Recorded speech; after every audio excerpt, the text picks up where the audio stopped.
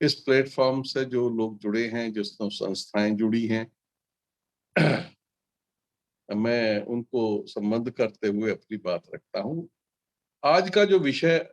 हम लोगों ने रखा है कि आत्मनिर्भर भारत,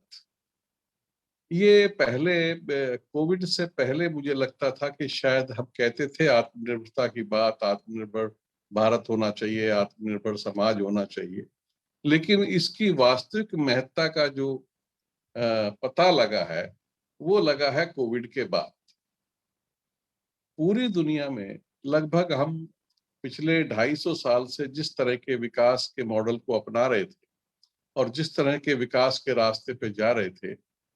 वो एक अलग ही मॉडल था। और उसमें अब हमने कैसा अपनाया है, वो विस्तार में जाने की मैं जरूरत नहीं समझता हूँ। लेकिन वो सबको मालूम है कि किस तरह के हम आत्मनिर्भरता के नाम पे या विकास के नाम पे जिस तरह से एक दूसरे के गुलाम होते जा रहे थे, अपनी व्यवस्थाओं को हम बिगाड़ते जा रहे थे। इस पिछले साल से जो कोविड का जो प्रकोप पूरी दुनिया में फैला, उससे जितनी विचारधारा के लोग थे, चाहे वो वामपंथी विचारधारा के हों या समाजवादी हों या बाकी लोग हों, और एक भारत में जो सनातन वैदिक परंपरा आधारित समाज था, उसमें जो स्वावलंबन था, उसकी जो स्वदेशी की भावना थी, और गांधी जी के समय या उससे पहले के समय पे हम बार बार वो राग अलापते रहे कि हमको स्वदेशी को अपनाना है, अपने स्वावलंबन को अपनाना है। तो कोविड के बाद वास्तविक रूप से पूरी दुनिया को ये पता पड़ा कि हमको कौन सा मॉडल अपना, और जिस तरह से बड़ी अर्थव्यवस्थाएं ध्वस्त होती हुई दिखाई दी, और किस तरह से असहाय वो लोग रहे, ये पूरी दुनिया ने, और समझदार ने या जो कम समझदार थे या जो जो भी समाज के हर वर्ग थे, उसको अपनी हैसियत और औकात का पता लगा कि हम कहाँ खड़े। लेकिन भारत के संदर्भ में आप देखेंगे तो जितनी बड़ी आबादी हमारे देश में थी और है, और जिस कोविड के समय पे किसी भी एक आदमी कोई भूखा नहीं सोया किसी चीज के बिना, जो उसकी जरूरी सामान उसको चाहिए था जीवन यापन के लिए, वो उसके घर तक हमारी सरकारों ने पहुंचाया और हमारे किसानों ने पैदा किया। और भारी पूरे देश में और दुनिया में मंदी थी, लेकिन कृषि क्षेत्र ने जिस तरह से सकल घरेलू उत्पाद में फिर भी अपना योगदान दिया, और आम आदमी, अगर इतनी बड़ी आबादी को लेकर जिस तरह की परिस्थितियां थी, उनको खिलाने के लिए अफरा तफरी मच सकती थी अगर हमारे गोदामों में 6, 7, 8 करोड़ टन अनाज का सुरक्षित भंडारण नहीं होता। हमने गरीबों को खुले हाथ से बांटा, उनके यहाँ अन्न पहुंचाया, उनके यहाँ दलहन और तिलहन चावल सब चीजें उनके घर पहुंचाई, और हमारी सरकार ने जिस तरह का रोल लिया वो बहुत ही महत्वपूर्ण है। उसमें जितनी सरकार की प्रशंसा की जाए वो कम है। और सरकार की नहीं, जितनी हमारी सामाजिक संस्थाएं थी,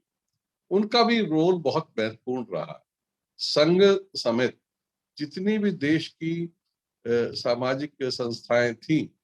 उन्होंने भी खुले मन से, खुले हाथ से लोगों को जो जिनके पास था उनकी सहायता के लिए समाज आगे बढ़ा। ये हमारे समाज की खूबी है। तो अब जब ये सब देखा और पूरी दुनिया का हाल देखा, तो हमारे प्रधानमंत्री ने कहा कि हमको आत्मनिर्भर भारत बना। और जब माननीय प्रधानमंत्री जी ने कहा कि आत्मनिर्भर भारत बनाना है, तो मेरे दिमाग में एक बात आई थी कि बिना आत्मनिर्भर गांव के आत्मनिर्भर भारत हम कैसे बना सकते। तो जितनी भी संस्थाएं यहाँ जुड़ी हैं और जितने भी बाकी लोग हम लोगों को सुन रहे हैं, मेरा एक सबसे ये कहना है कि आत्मनिर्भरता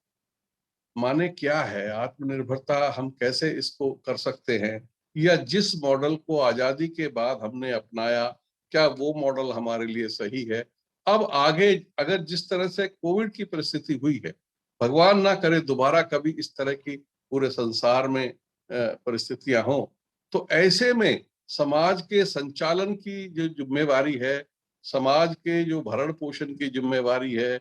या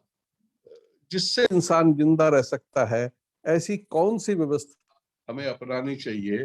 तो उस पे विचार करने की बात है। इस चर्चा को हम खाली एक तरफा ना रखें, बातचीत का माध्यम बनाएं, लोगों से सुझाव लें, हमारे पास जो हम समझते हैं उसको हम बताएं आपको, और जो आपके प्रश्न आएंगे उनमें हम डिस्कशन करके एक अच्छा एक रास्ता बने समाज में। क्योंकि आप सब सामाजिक संस्थाएं इससे जुड़ी हैं, सामाजिक लोग जुड़े हैं, तो इसलिए आत्मनिर्भरता कैसी होनी चाहिए, उसका क्या हमारा मॉडल होना चाहिए, उस पे अगर विस्तृत चर्चा होगी, तो मैं समझता हूं कि अगर हमारा कंसेप्ट क्लियर हुआ, तो जो हमारी संस्थाएं आगे काम करेंगी इस क्षेत्र में जाके, वो उनका जो प्रतिफल है वो बहुत अच्छा निकलेगा, वो फलीभूत होंगी, और उनके काम का रिजल्ट जो है समाज में दिखाई देगा और लोगों को उसका लाभ मिलेगा।